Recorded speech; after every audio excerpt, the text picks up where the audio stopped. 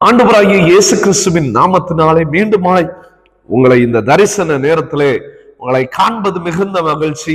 வேதம் சொல்லுகிறது 2 ராஜாக்கள் 20வது அதிகாரம் 5வது வசனத்துல, உன் விண்ணப்பத்தை கேட்டேன், உன் கண்ணீரை கண்டேன், இதோ நான் உன்னை குணமாக்குவேன்.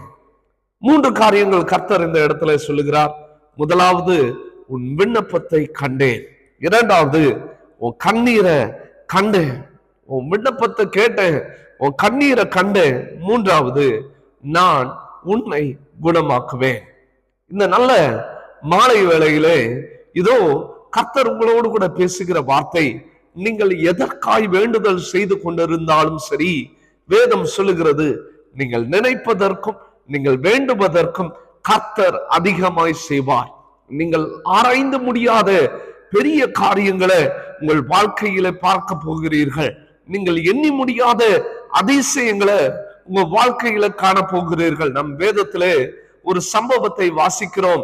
அன்னாள் என்கிற ஒரு மனுஷி கர்த்தருடைய சமூகத்திலே தேவாலயத்திலே அழுது கிடந்தாள். எதற்கு என்று சொன்னால், அவள் வாழ்க்கையிலே ஒரு நிந்தனை, அவள் வாழ்க்கையிலே ஒரு அவமானம். அந்த அவமானத்திலிருந்து மீள முடியாமல் அவர் தேடினது கர்த்தருடைய பாதம். இந்த மாலை வேளையில கர்த்தர் உங்களுடைய பேசுகிற ஒரு வார்த்தை, உங்க விண்ணப்பத்தை கர்த்தர் கேட்கணும்னா கர்த்தருடைய சமூகத்துக்கு நேரா வாங்க, கர்த்தரை தேடுங்க. வேதம் சொல்கிறது, கர்த்தரை தேடுகிறவருக்கு ஒரு நன்மையும் குறைவுபடாது. உங்க விண்ணப்பத்தின் சத்தத்தை கர்த்தர் கேட்கிறவரா இருக்கிறாரு. சிறு வயது முதற்கொண்டு அநேக காரியங்களை தேவனிடத்துல கேட்கும் போது கர்த்தர் எனக்கு வேண்டிய காரியங்கள் எல்லாம் சரியா செய்து முடித்தார். அததான் இந்த நாள் வரைக்கும் என்னுடைய பிள்ளைகளுக்கு நான் அறிவித்துக் கொண்டு இருக்கிறேன். என் பிள்ளைகள் சில சமயங்கள்ல ஏதாவது ஒரு காரியம் வேணும் அப்படின்னு சொன்னாங்கன்னா, நான் உடனே சொல்ற காரியம், போ ஆண்டவருடைய சமூகத்துல போய் காத்துரு. நீ காத்திருந்தனா ஆண்டவர் உன் தேவைகள் எல்லாம் சந்திப்பாரு, உனக்கு வேண்டியதெல்லாம் அவர் செய்வார் அப்படின்னு சொல்வேன். இந்த வேத பகுதி எதை குறித்து சொல்லுகிறது என்று சொன்னால், எசேக்கியா என்கிற ராஜா இந்த வசனத்துல, இந்த அதிகாரத்துல முதல் வசனத்திலே வாசித்தீர்கள் என்று சொன்னால், 2 ராஜாக்கள் 20வது அதிகாரம் 1வது வசனம் இவ்வாறு சொல்லுகிறது, அந்நாட்களில் எசேக்கியா வியாதிப்பட்டு மரணத்துக்கு ஏதுவாயிருந்தான். அப்பொழுது ஆமோத்சின் குமாரனாகிய ஏசாயா என்னும் தீர்க்கதரிசி அவனிடத்தில் வந்து அவனை நோக்கி, உமது வீட்டு காரியத்தை ஒழுங்குபடுத்தும், நீர் பிழைக்க மாட்டீர், மரித்து போவீர் என்று கர்த்தர் சொல்லுகிறார் என்றான். இப்போ நல்லா கவனிங்க, ஒரு மனுஷனுக்கு ஒரு மரண பயம் உள்ள வருது. அவன் மரிக்க போகிற நாள் அவனுக்கு சரியா தெரிய தொடங்கினது. இப்போ யோசனை பண்ணி பாருங்க, நீங்களும் நானும் நம் மரிக்க போகிற நாள் நமக்கு தெரிந்தது என்று சொன்னா எவ்வளவு கடினமாயிருக்கும் நம்முடைய வாழ்நாள், எவ்வளவு இருளடைந்து போயிருக்கும் நம்முடைய நாட்களை நாம் எண்ணிக்கொண்டு இருக்கிறோம்னு சொன்னா நம்ம எவ்வாறு சோர்ந்து போவோம். அப்படிப்பட்ட சோர்வுதான் எசேக்கியாவுடைய வாழ்க்கையிலே தீர்க்கதரிசி ஆகிய ஏசாயா வந்து சொல்கிறார், உங்களுடைய ஆயுசு நாட்கள் முடிந்து போக போகிறது, உங்களுடைய காரியத்தை, உங்களுடைய வீட்டை எல்லாவற்றையும் ஒழுங்குபடுத்தும் என்று சொல்லி.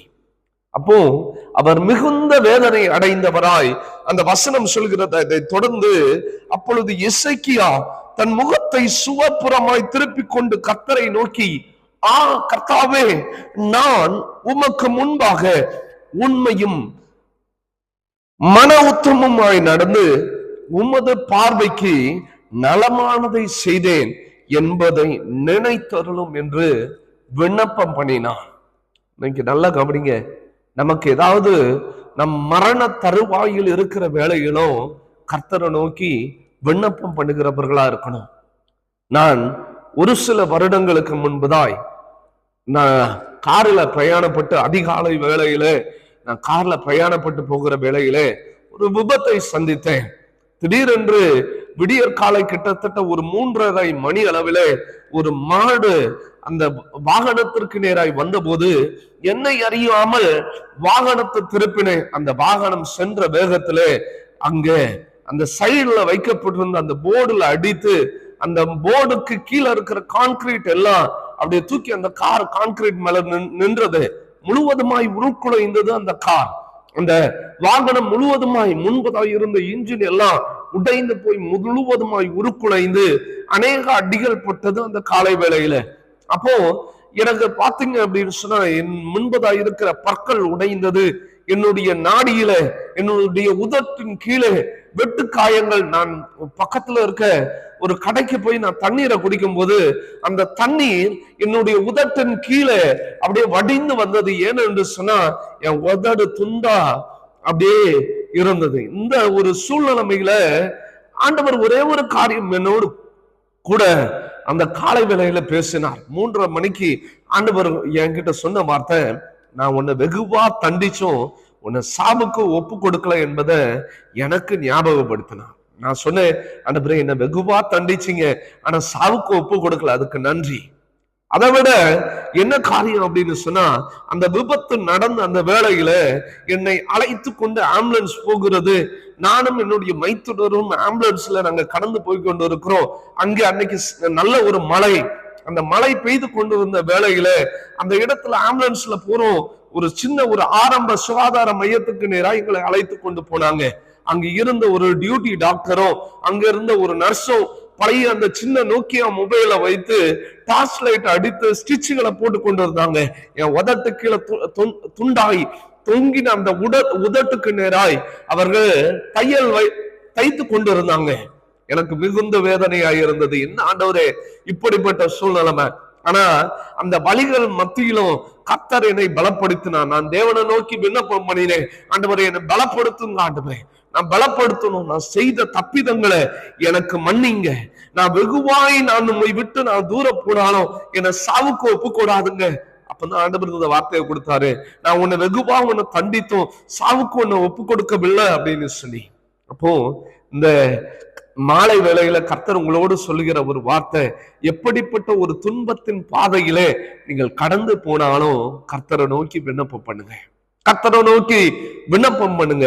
அவர் வழி இல்லாத இடங்களிலும் அவர் வழியை ஏற்படுத்துகிற தேவன். வேதம் சொல்கிறது, ஏசாயா பாதி முற்றத்தை விட்டு அப்புறம் போகிறதற்கு முன்பே கர்த்தருடைய வார்த்தை அவருக்கு உண்டாகி அவர் சொன்ன ஒரு காரியம். அவர் இந்த எசேக்கியா தீர்க்கதரிசி எசேக்கியா ராஜாவின் இடத்துல அவர் இவ்வாறு சொல்லிவிட்டு, எப்ப ஆயுசு முடிய போகுதுன்னு சொல்லி அவர் அந்த வாசலில் அந்த முற்றத்தை தாண்டுவதற்கு முன்பாய் கர்த்தருடைய வார்த்தை திரும்பமாய் அவருக்கு உண்டாகிறது. காரணம் என்னன்னு சொன்னா, எசேக்கியா ராஜா கர்த்தரை நோக்கி விண்ணப்பம் பண்ணினார். அதுதான் இன்னைக்கு உங்க வாழ்க்கையில ஒரு அற்புதத்தை காணணும்னு சொன்னா, முதலாவது காரியம் கர்த்தருடைய பாதத்துல அமர்ந்து கிடக்கிறவர்களா மாறுங்க. வேதம் சொல்லுகிறது, உன் விண்ணப்பத்தை கேட்டேன். அவர் சொல்லுகிற வார்த்தை தான், எசேக்கியாவை நோக்கி அவர் சொல்லுகிற வார்த்தை, உன் விண்ணப்பத்தை கேட்டேன், உன் கண்ணீரை கண்டேன், இதோ நான் உன்னை குணமாக்குவேன், 3ஆம் நாளிலே நீ கர்த்தருடைய ஆலயத்துக்கு போவாய், உன் நாட்களோடு 15 வருஷங்களை கூட்டுவேன். வேதத்துல வாசிங்களா, ஒரு நாள் 2 நாள் கிடையாது. ஆண்டவர் சொல்ற காரியம் 15 ஆண்டுகளை கூட்டுவேன், 15 வருடங்களை கூட்டுவேன். எசேக்கியாவுக்கு ஆயுசு நாட்கள்ல 15 வருடங்களை கூட்டின தேவன். ஒருவேளை இந்த மாலை வேளையில ஒருவேளை உங்களுக்கு கேன்சர் என்கிற கொடிய வியாதியோடு நீங்கள் இருக்கலாம். ஒருவேளை நீங்க சொல்ல முடியாத தீராத வியாதிகளோடு, ஒருவேளை டயாபெட்டிஸோட கூட இருக்கலாம், நீங்க ஸ்ட்ரோக்கினால படுத்திருக்கலாம், நீங்க வியாதிப்பட்டு படுக்கையாய் அநேக ஆண்டுகள் நீங்க படுக்கையாய் இருக்கலாம். கர்த்தர் உங்களை பலப்படுத்துகிற ஒரு வார்த்தை, இந்த வேளையில கர்த்தரை நோக்கி விண்ணப்பம் பண்ணுனீங்கன்னு சொன்னா கர்த்தர் உங்கள் விண்ணப்பத்தின் சத்தத்தை கேட்பார். உங்க விண்ணப்பத்தின் சத்தத்தை கேட்க ஆரம்பிச்சுட்டார் அப்படின்னு சொன்னா, உங்க கண்ணீரை கர்த்தர் காண ஆரம்பித்துட்டாருன்னு சொன்னா, உங்க வாழ்க்கையில அவர் உங்களை குணமாக்குவார். எப்படிப்பட்ட வியாதிகளா இருந்தாலும், எப்படிப்பட்ட வறுமைகளா இருந்தாலும், எப்படிப்பட்ட தீராத கண் பார்வைகள் இல்லாம இருந்தாலும் சரி, காதுகள் கேட்காம இருந்தாலும் சரி, நீங்க நடக்க முடியாத சூழ்நிலைமையில இருந்தாலும் சரி, கர்த்தர் உங்களை பலப்படுத்தி ஓட செய்வார். கர்த்தர் உங்களை பலப்படுத்துகிற தேவன். வேதம் சொல்லுகிறது, உன் நாட்களோட 15 வருஷங்களை கூட்டுவே, உன்னையும் இந்த நகரத்தையும் அசீரியா ராஜாவின் கைக்கு தப்புவித்து என் நிமித்தமும் என் தாசனாகிய தாவீதின் நிமித்தமும் இந்த நகரத்துக்கு ஆதரவா இருப்பேன். கர்த்தர் வாக்குத்தத்தம் பண்றது என்ன தெரியுமா? உங்களை குணமாக்குறது மாத்திரம் இல்ல, உங்க நகரத்துக்கு எப்பவுமே பாதுகாப்பா இருப்பாரு. வேதம் சொல்லுகிறது, உங்க நகரத்துக்கு ஆதரவா இருப்பேன், உங்க குடும்பத்திற்கு கர்த்தர் ஆதரவா இருப்பாரு.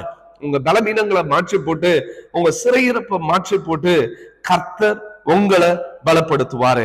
8வது வசனத்துல சொல்லுகிறது, ஏசாயாவை நோக்கி சொல்கிறார், கர்த்தர் என்னை குணமாக்குவதற்கும் 3ஆம் நாளிலே நான் கர்த்தருடைய ஆலயத்திற்கு போவதற்கும் அடையாளம் என்ன அப்படின்னு சொன்னாரு.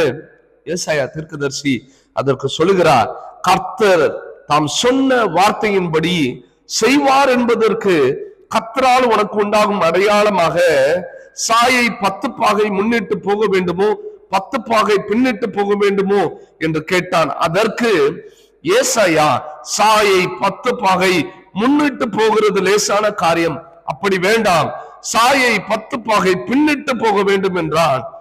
வேதம் சொல்லுகிறது, இந்த வசனம் சொல்லுகிறது 11வது வசனத்துல, அப்பொழுது ஏசாயா கர்த்தரை நோக்கி கூப்பிடுகையில் அவர் ஆகாசுடைய சூரிய கடிகாரத்தில் பாகைக்கு பாகை முன்போன சாயை 10 பாகை பின்னிட்டு திரும்பும்படி செய்தார்.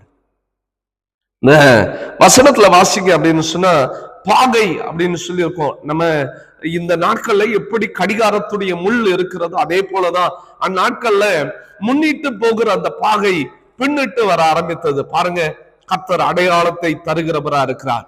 இன்னைக்கு கர்த்தர் வேதம் சொல்லுகிறபடி உங்க விண்ணப்பத்தை மாத்திரம் கேட்க மாட்டாரு, உங்க கண்ணீரை மாத்திரம் காண மாட்டாரு, உங்களுக்கு உங்களை குணப்படுத்துவார். எல்லாவித காரியத்திலிருந்து கர்த்தர் குணப்படுத்துகிற தேவனா இருக்கிறார். நீங்கள் எப்பேற்பட்ட சூழ்நிலைமைகள் இருந்தாலும் சரி, வியாதியிலும் வறுமையிலும் நீங்க கடந்து வந்த பாதைகள் அதிகமா இருந்திருக்கலாம், நீங்க துக்கத்தின் பாதைகள் அநேக நாட்கள் கடந்து வந்திருக்கலாம், கர்த்தர் உங்களை பலப்படுத்துகிறார். இந்த மாலை வேளையில உங்க துக்கத்தின் நாட்கள் எல்லாம் முடிந்து போனது, உங்க துன்பத்தை கண்ட வருஷங்கள் எல்லாம் முடிந்து போனது, நீங்கள் துன்பத்தை கண்ட வருஷத்திற்கான சரியான பலனை கர்த்தர் உங்களுடைய வாழ்க்கையில செய்வார். வேதத்துல இதை நான் சொல்லுகிற போது என்ன ஒரு சம்பவத்தை உங்களோடு கூட பகிர்ந்து கொள்ள விரும்புகிறேன். வேதம் சொல்லுகிறது, இயேசு எரிகோக்கு நேராய் சமீபமாய் வருகிற போது அந்த இடத்துல பர்த்திமேயு என்கிற ஒரு குருடன் அந்த இடத்துல உட்கார்ந்து பிச்சை கேட்டுக் கொண்டிருந்தான். உங்களுக்கு எல்லாருக்கும் தெரியும், பர்த்திமேயு என்கிற ஒரு குருடன், ஒரு கண்ணு தெரியாத ஒரு மனிதன். அவனுடைய வேலை எல்லாம் என்ன அப்படின்னு சொன்னா, அவன் அந்த இடத்துல வருகிற மனிதரிடத்துல, எரியோ வீதிகளிலே வருகிற மனிதரிடத்துல கண் தெரியாதவனாய் இருந்தபடியினால், பார்வையற்றவனாய் இருந்தபடியினாலே அவன் அவர்களிடத்துல பிச்சை கேட்டு பிளப்பு நடத்தி வந்தான். அவன் ஒவ்வொரு நாளும் அவனுடைய வாழ்க்கை ஒரு இடத்துல உட்கார்ந்து பிச்சை கேட்பது. அதுதான் இதுவரைக்கும் அவன் இந்த உலகத்தை பார்த்ததில்லை, அவன் தாயை பார்த்ததில்லை, அவன் தகப்பனை பார்த்ததில்லை, அவன் உற்றாரை உறவினரை சொந்த பந்தங்களை பிச்சை போடுகிறவர்களை யாரும் பார்த்ததில்லை. ஏனென்றால் அவன் குருடனாய் இருந்தான். அவன் வாழ்க்கையில பிரைட்னஸ்னா என்னன்னு தெரியாது, அவனுக்கு தெரிஞ்சதெல்லாம் டார்க்னஸ் தான். வேதம் சொல்லுகிறது, அன்னைக்கு எரிகோக்கு நேராய் ஒரு ஒளி புறப்பட்டு போனது. அந்த ஒளி யாரும் அல்ல, என் இயேசு கிறிஸ்து அந்த வழியாய் புறப்பட்டு சென்றார். இயேசு எரிகோக்கு நேராய் சமீபித்திருக்கிற போது வேதம் சொல்லுகிறது, ஜனங்கள் நடக்கிற சத்தம் அவன் கேட்டபடியினாலே அது என்னதென்று அவன் விசாரித்தான். ஏன்பா இவ்வளவு ஒரு கூட்டம் இந்த இடத்துல கடந்து செல்கிறது, என்ன இங்க நடக்கிறது? அவனுடைய இருதயத்திலே ஒரு ஏக்கம், இங்க என்ன நடக்கிறது அதை குறித்ததான ஒரு ஏக்கத்தினாலே அந்த மனிதர்களிடத்தில் கேட்கிறான், என்ன நடக்குது? சொல்றாங்க, நாசரேயனாகிய இயேசு போகிறார் என்று அவனுக்கு அவர்கள் சொன்னார்கள், அவனுக்கு அவர்கள் அறிவித்தார்கள். நல்லா கவனிச்சு பாருங்க, இதுவரைக்கும் அவன் வெளிச்சத்தை பார்த்ததில்லை. இருளிலே நடந்து கொண்டிருக்கிற ஒரு மனுஷன், இருள் தான் அவனுடைய வாழ்க்கையில. வேதம் சொல்லுகிறது, இயேசுதான் மெய்யான ஒளி.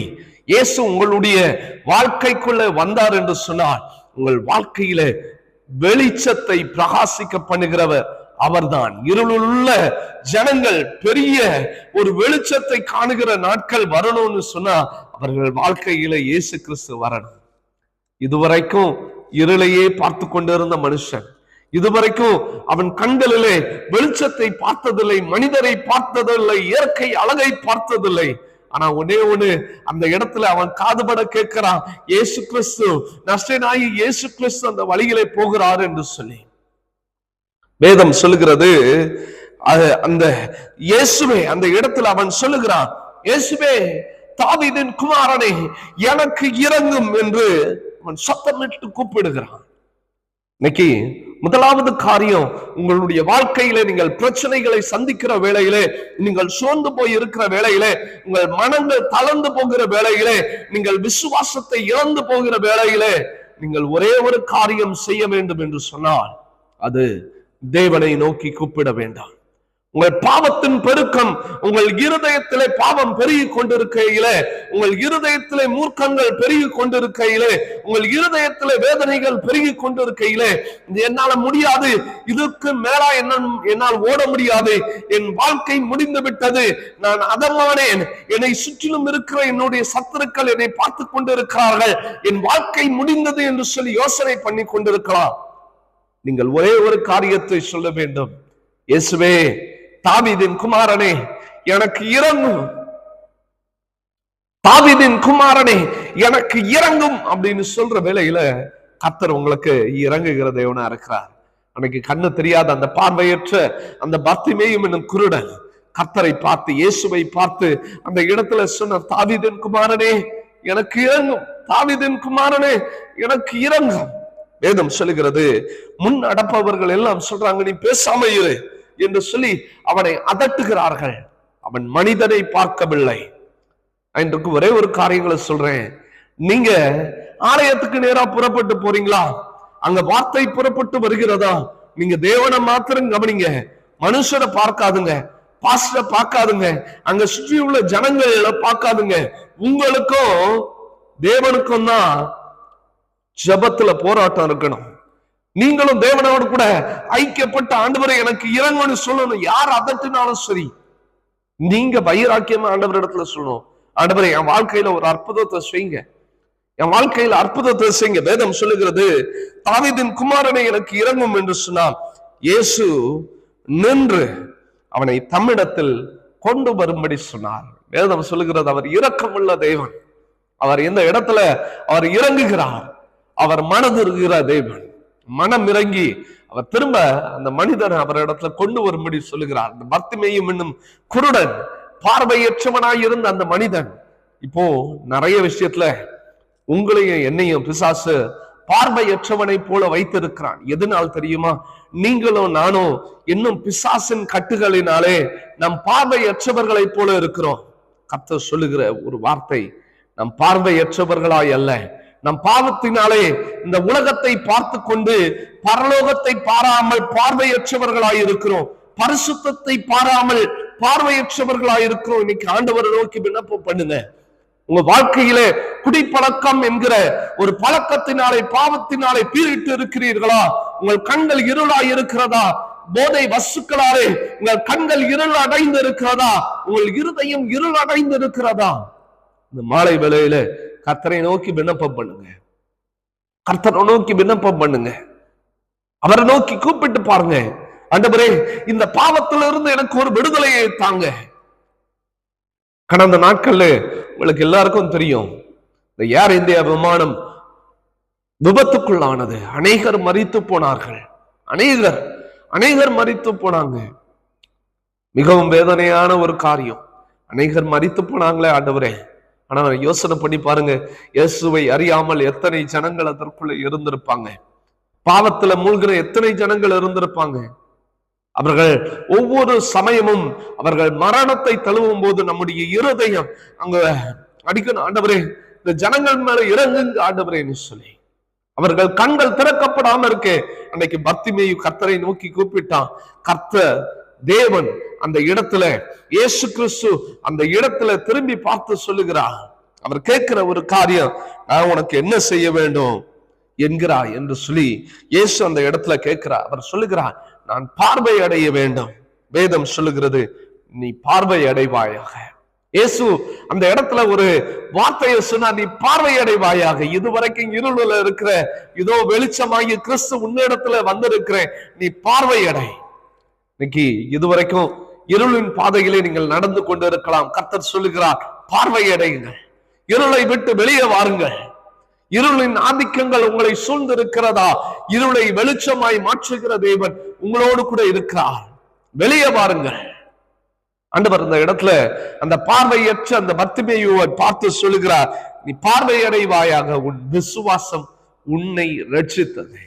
உன் விசுவாசம் உன்னை ரட்சித்தது. இன்னைக்கு ஆண்டவர் சொல்லுகிற வார்த்தை, உங்க விசுவாசம் உங்களை ரட்சிக்கும். நீங்க எந்த சூழ்நிலைமையில இருந்தாலும் சரி, நீங்க விசுவாசத்தோடு கூட, ஆண்டவரே நான் பாவத்தினாலே பார்வை அடையாதவனாய் நான் குருடனாய் கிடக்கிறேனே, என் வாழ்க்கையில ஒரு அற்புதத்தை செய்ய ஆண்டவர் செய்வார். நீங்க ஒருவேளை இந்த இடத்துல இதை கவனித்துக் கொண்டு இருக்கலாம், என் வாழ்க்கையில அநேக காரியங்கள்னாலே என் வாழ்க்கை நான் சோர்ந்து போய் நின்ன நிலைமையில வியாதிப்பட்டவனாய் படுத்த படுக்கையாய் இருக்கிறேனே. ஏசாயாவின் வாழ்க்கையில ஏசாயா தீர்க்கதரிசியின் மூலமாய் எசேக்கியா ராஜாவினுடைய வாழ்க்கையில அற்புதத்தை செய்த தேவன் உங்களுடைய வாழ்க்கையிலும் அற்புதத்தை செய்வார். கர்த்தர் உங்களுக்கென்று ஊழியக்காரரை அனுப்பி வைப்பார். அவர்கள் ஜெபம் செய்கிற மாத்திரத்திலே விடுதலை அடைவீர்கள். அல்லவென்றால் நீங்களே கர்த்தருடைய சமூகத்துல நீங்க ஜெபிக்கும் போது உங்க விண்ணப்பத்தின் சத்தத்தை கேட்பாரு. நீங்க கண்ணீரோடு உங்களுடைய வாழ்க்கையில விதைக்கிறீங்களா, ஜெபத்தை விதைக்கிறீங்களா, நீங்க கம்பீரமா இருக்கிற நாட்கள் வரும். சோர்ந்து போகாதருங்க, எதை குறித்தும் சோர்ந்து போகாதருங்க. கர்த்தர் உங்களை பலப்படுத்துவார். வேதம் சொல்லுகிறது, உடனே அவன் பார்வை அடைந்து தேவனை மகிமைப்படுத்திக் கொண்டே அவருக்கு பின் சென்றான். ஜனங்கள் எல்லாரும் அதை கண்டு தேவனை புகழ்ந்தார்கள். இன்னைக்கு நான் சொல்ற ஒரே ஒரு காரியம், அந்த இடத்துல வேதம் சொல்லுகிற காரியம், அவன் பார்வை அடைந்து அவன் தேவனை மகிமைப்படுத்தினான். இன்னைக்கு எப்பேற்பட்ட வியாதியின் படுக்கையில நீங்கள் படுத்திருந்தாலும் கர்த்தர் உங்களோட பேசுகிற ஒரு வார்த்தை, பலன் கொள்ளுங்கள், பலன் கொள்ளுங்கள், பலன் கொள்ளுங்கள். ஏனென்று சொன்னா, நம்ம அந்த வசனத்துல எசேக்கியா ராஜா அவருக்கு சொல்லப்படுகிற வார்த்தை, உன் விண்ணப்பத்தை கேட்டேன். அதேதான் பர்த்திமேயு செய்யறாரு. தாவீதின் குமாரனை எனக்கு இறங்கும் என்று சொல்லி அவர் கூப்பிடுகிறார் கர்த்தரை. விண்ணப்பம் தேவனை நோக்கி கூப்பிடுவது. Prayer is a connection between you and the Lord. நீங்க உங்களுக்கும் தேவனுக்கும் உண்டான ஒரு கனெக்ஷன் தான் அந்த ஜெபம். நீங்க ஜெபத்துல கர்த்தரிடத்துல எதை கேட்டாலும் கர்த்தர் அதை செய்வாரு. அவர் நிறைவாய் பூரணமாய் உங்கள நடத்துவார். உங்க வாழ்க்கையில ஒன்றும் குறைவுபடாது. வேதம் சொல்லுகிறது, உன் விண்ணப்பத்தை கண்டேன், உன் விண்ணப்பத்தை கேட்டேன், உன் கண்ணீரை கண்டேன், உன் கண்ணீரை கண்டேன், உன்னை குணமாக்குவேன். இன்னைக்கு ஆண்டவர் சொல்ற காரியம், விண்ணப்பத்தை கேட்கிறவர், கண்ணீரை காண்கிறவர் உங்களை விடுதலையாக்குவார், உங்களை குணமாக்குவார். அப்படியே கண்களை மூடி நாம் ஜெபிக்கலாமா? நல்ல தகப்பனே, இந்த நல்ல வேலைக்காக கொடாகுடி ஸ்தோத்திரம்.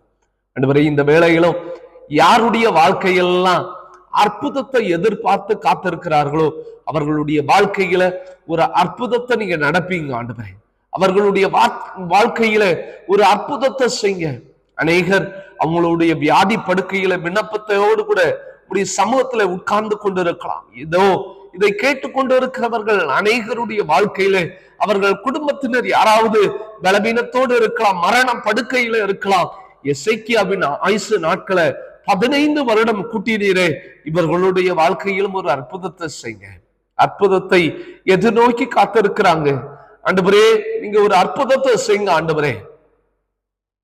இதோ பர்த்திமேயுவை போல உடைய சமூகத்துல தாவீதின் குமாரனே எனக்கு இறங்கும் என்று சொல்லி அவர்கள் கதறுகிறார்களே, இவர்கள் கதறலின் சத்தம் உம்முடைய சமூகத்தில் கேட்கப்படட்டும் ஆண்டவரே. இவர்கள் கதறலின் சத்தம் உம்முடைய சமூகத்தை கேட்கப்படட்டும். இவர்களை குணமாக்குங்க. எல்லா வியாதிகள், வறுமைகள், போராட்டங்கள், பிடிகள்ல இவர்கள் இருக்கலாம், வேலையில்லா திண்டாட்டத்துல இருக்கலாம். கர்த்தர் இவர்களுடைய வாழ்க்கையில ஒரு மாற்றத்தை உண்டு பண்ணுங்க. இது இவர்கள் வாழ்க்கையில ஒரு மாற்றத்தின் ஆளாய் அமையட்டும் ஆண்டவரே. நாங்க கர்த்தருடைய கரத்திற்குள்ள ஒப்பு கொடுக்கிறோம். கர்த்தர் நீங்க பொறுப்பு எடுத்துக் கொள்ளுங்க. கர்த்தர் பொறுப்பு எடுத்துக் கொள்ளுங்க ஆண்டவரே. ஒருவேளை பாவத்தின் பிடியிலே இவர்கள் சிக்கிக் கொண்டிருக்கலாம், மதுபான வெறியினாலே இவர்கள் வெறி கொண்டிருக்கலாம், மூர்க்கத்தினாலே இவர்கள் வாழ்க்கை நிறைந்திருக்கலாம். போதை வஸ்துக்களால் இவர்கள் வாழ்க்கை சீரந்து கொண்டிருக்கலாம். என் வாழ்க்கையில எனக்கு விடுதலை கொடுக்க ஒருவரும் இல்லையேன்னு சொல்லி ஏங்கிக் கொண்டிருக்கலாம். இதோ வார்த்தையை கேட்டுக்கொண்டு அவர்கள் சொல்லுகிறார்கள், தாவீதின் குமாரனே எனக்கு இறங்கும் என்று சொல்லி. இறங்குங்க. அவர்கள் வாழ்க்கையில பாவத்திலிருந்து சாபத்திலிருந்து ஒரு விடுதலை கொடுங்க. பில்லி சுனிய கட்டுகள், மந்திரவாதத்தின் கட்டுகள் விடுதலை அடையட்டும் ஆண்டவரே. கர்த்தர் நீர் இவர்களை ஆசீர்வதித்து இவர்களை மேன்மைப்படுத்துங்க. இவர்கள் ஆசீர்வாதமாய் இருப்பார்களாக. இவர்கள் ஆசீர்வாதமாய் இருப்பார்களாக.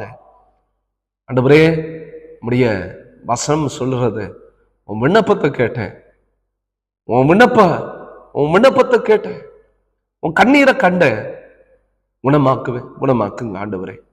ஒவ்வொரு குடும்பத்திலும் உம்முடைய ஆசீர்வாதம் அவர்களோடு கூட இருக்கட்டும். ஆசீர்வதிக்கிறோம். எல்லா துதி கன மகிமை எல்லாம் நாங்க உமக்கு செலுத்துகிறோம். நீங்க பெருகணும், நாங்க சிறுகணும். இயேசுவின் மூலம் ஜெபங்கேளும் நல்ல பிதாவே. ஆமென், ஆமென், ஆமென். கர்த்தர் உங்களை ஆசீர்வதிப்பாராக. God bless you.